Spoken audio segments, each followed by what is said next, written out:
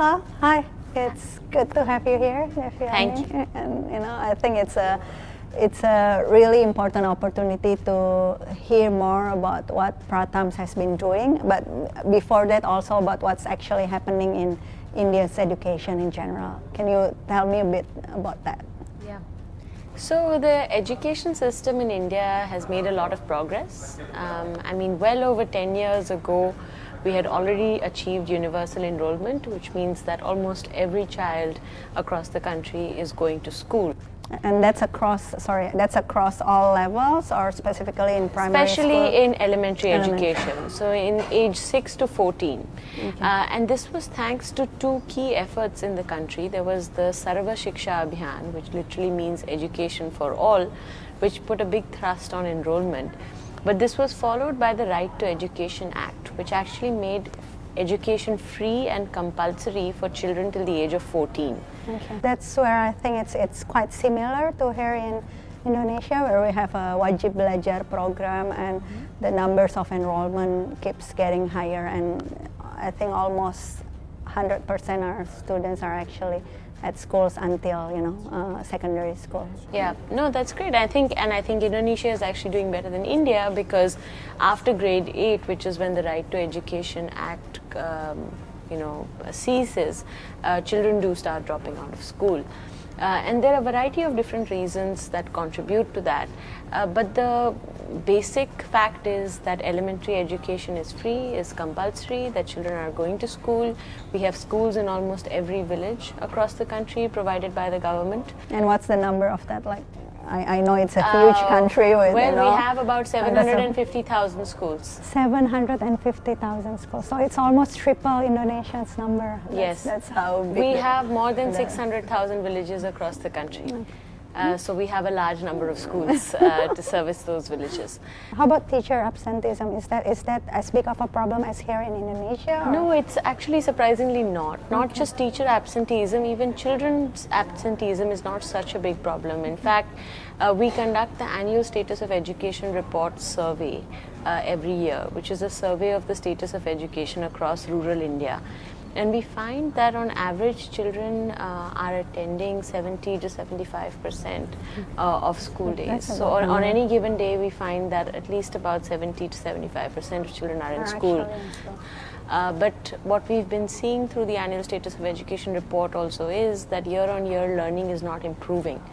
In fact, there was a period that India went through where learning outcomes actually went lower. And how do you get to that conclusion? Is that by your own measurement, or is there a certain national examination that show that? Yeah, so the government conducts obviously various assessments and collects a lot of data on enrollment and infrastructure. But Pratham has been facilitating an independent survey every year. This is called the Annual Status of Education Report.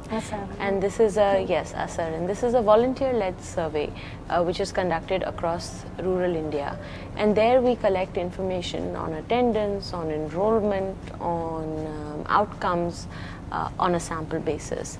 And ASAR year on year was showing us this trend that learning outcomes are actually going down between a certain period.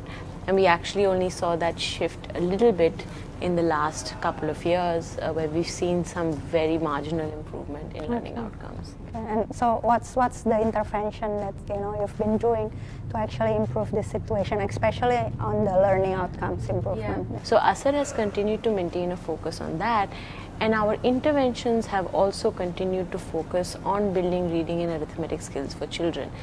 In India, like many other systems across the world, reading is not necessarily taught as a skill right from day one. You're learning the language, but often that ability to learn reading in families where there is influence, where parents are literate, is left to the home.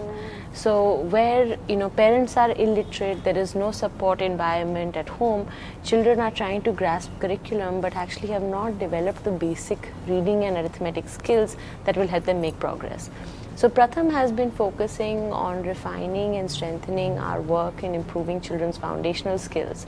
We have over the past 20 odd years now been working on interventions to improve reading and arithmetic skills for children in primary grades. And the population are mostly primary grade students, or it goes into like 14 years old, like you said? Well, we work with children in elementary grades. In primary grades, we focus on building reading and arithmetic skills, and as we move to grades 6, 7 and 8, which are the last 3 years of elementary school, we actually continue to focus on foundational skills, but maybe at the next level. So problem solving, comprehension, etc. So focused very much on identifying gaps that the current education system is not being able to cover, and coming up with interventions that are low cost, that are scalable, and that create impact to fill some of those gaps. And I think that's one of the most challenging part that you need to do as an NGO who actually work alongside the government, finding that scalability and something that's really impactful and to actually affect changes at classroom level. And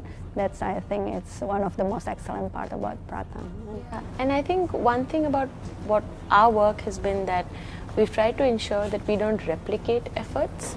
So for example, the government has been very successful in providing access to schooling, in providing basic infrastructure in schools, in providing teachers, in providing midday meals. So Pratham tries to not intervene in areas where significant progress has already been made, but to focus on identifying gaps and filling those gaps. Yes. So we found that this building of foundational skills is something that the government system is unable to do effectively at the moment.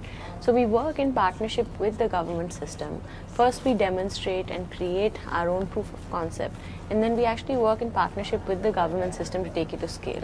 Because no matter how large you are as an organization, No one is as big as the government. no one is right? as big as the government. And if True. children are going to school, and they are going to government schools, and the most underprivileged children are going to government schools, it absolutely makes the most sense to work with the government system as opposed to trying to create something in parallel. That's true. So I think that's a very important lesson in how you actually make your best practice scalable and impact more and more children.